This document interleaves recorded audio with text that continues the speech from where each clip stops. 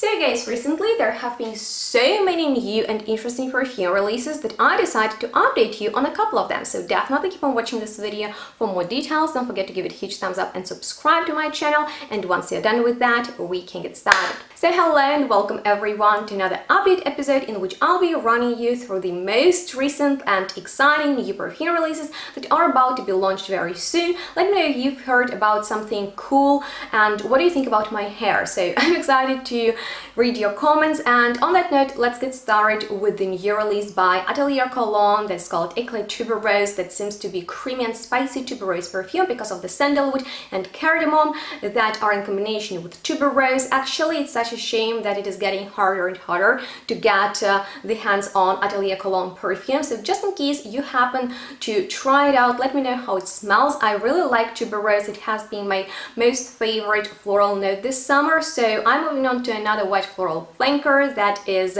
Paradoxe Intense by Prada. I wasn't the biggest fan of the original one just because it reminded me of My Way by Armani, which in my personal opinion is the best designer tuberose perfume that I have a flanker of, and it smells amazing. But Paradoxe seemed to be just an underdone fragrance. It seemed to be really nice but not enough for me personally to love it, and I'm excited for the flanker because we have vanilla in there with oak moss, so I think it's gonna be just deeper and more intense. There is still neroli in there and jasmine, which were huge in the original fragrance, in combination with pear that has been the most popular fruity note, especially in designer perfumes recently. And in the dry down there is vanilla but also some modern ambery molecules, so I think it's gonna be more sensual and hopefully really interesting, so maybe I will add it to my collection. But the fragrance that I'm very excited for, because I'm sure it will join my collection the minute I smell it, is the new flanker of my most favorite designer fragrance for women, which is L'Interdit by Givenchy,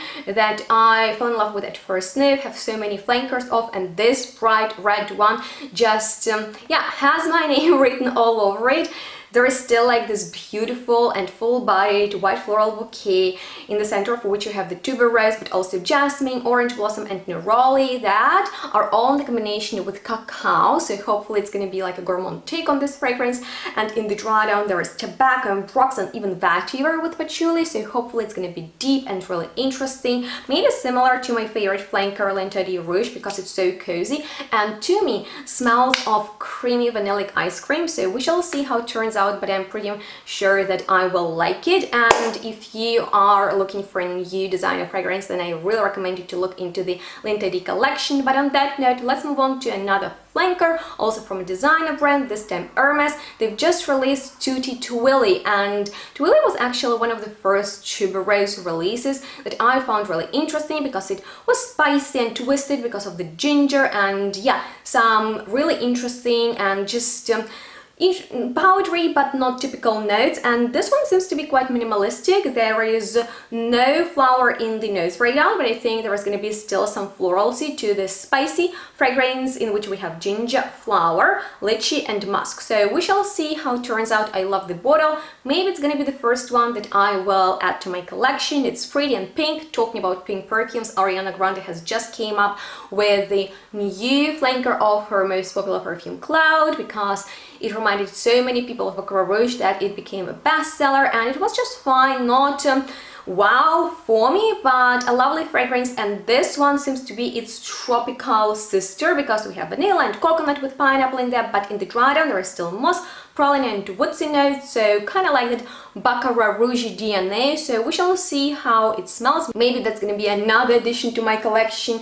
All of these new releases sound really promising, like the next one from Gucci that's part of the Floral collection, this time dedicated to Magnolia. It comes in a stunning bottle. I kind of like the previous ones, Jasmine and something else. This Magnolia though is very teasing because in the top we have the note of blackberry and coconut with orange, so blackberry is definitely not a typical note, especially for a designer fragrance, so maybe it's gonna be berry and creamy. But then we have obviously the Magnolia that's the star of this composition, together with jasmine, elaine, lily of the valley, and in the dry down some wood, some musk and patchouli. So nothing too crazy, but it shall shall be just fine. Something that is absolutely fantastic. This is a new banger that I've already tried, also with a note of magnolia, but this time by the brand Narciso Rodriguez, and this is a brand new release called All of Me that I got excited about, have already tried in the shop, and can easily tell you that this is going to be the first fragrance that I will purchase out of all these, because it's totally in the style of Narciso Rodriguez, being musky and clean, but also kind of like mature smelling and unique, not repetitive musky floral fragrance that we have ton of.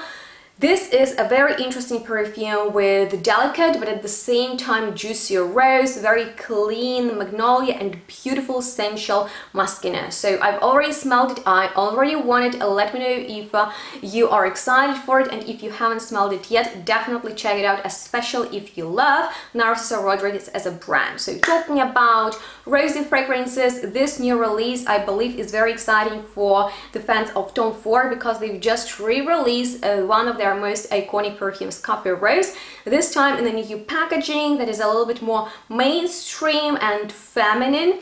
It is 2023 edition, and the notes are so lovely: Turkish rose mixed with patchouli, coffee, coriander, cardamom, frankincense, and sandalwood. It seems to be a little bit oriental, dark, and just so sophisticated. I haven't tried it out yet, but I am familiar with Coffee Rose, and it is one of the best coffee rose fragrances I've ever smelled. I really like my Intense Coffee, but it was sweet, and this has more of patchouli and just this niche, expansive vibe. So I'm excited for it. The bottle is really pretty, kind of like rose gold, but on the darker side. And another new release from them that is exciting, that's probably gonna be great, and I think like it's gonna be similar to that smoky fragrance Parfum something, because it's a Myrrhe Mystique, so it's a Myrrhe fragrance, and it's kind of like that balmy, balsamic, oriental, smoky, incensey type of note that is more common in Middle Eastern perfumery. I'm excited for Tom Ford to create a fragrance around this note that's in the combination with musk, vanilla, and sandalwood. So not many notes in there, but I think it's gonna be really solid and just very decent. But Myrrhe is not my most favorite note, so I cannot wait to smell it. But will I purchase it? Well, it's part of their private collection. It's probably gonna be very pricey, and yeah, I'm more excited for Coffee Rose for sure, but I just wanted to update you on that. And the last but not least fragrance, that is by the brand Lattafa. I have no experience with it so far. It is called Badi Al Oud. There are a couple of other fragrances in this line. Some of them are similar to Oud for Greatness and Oud for Happiness, if I'm not wrong, that come in black bottles. This one is dark, almost like burnt rose, and I really like how this fragrance sounds because it doesn't seem to be heavy. There is apple with lychee and rose, jasmine, plum, moss, patchouli, and vanilla. So I really wanted to ask you guys if you have any experience with Lattafa fragrances. I know that they have a lot of dupes for popular niche perfumes. I like their bottles, the designs are really interesting, but I'm not sure where should I start my experience with their perfumes. So I would really appreciate if you could let me know if you've ever smelled their perfumes, or what do you think about them, are they lovely, and which ones do you like, so maybe I can start with them. But this is the one I'm really excited about. I personally have no idea if it's like a dupe for something or what. It seems to be a very lovely fruity, floral, sweet fragrance, but like maybe with some depth to it. But on that note, that completes this roundup of most recent and, in my opinion, interesting and exciting perfume releases. Let me know what you're looking for smelling next, and if you have any questions left, I'm here to answer them. Make sure to like this video if you enjoyed watching it, found it helpful. Don't forget to subscribe to my channel. That's so important for me personally. Follow me on my social media to stay in touch, and of course, shop perfumes with my discounts. My hair has been all over the place, so I hope I wasn't touching it too much.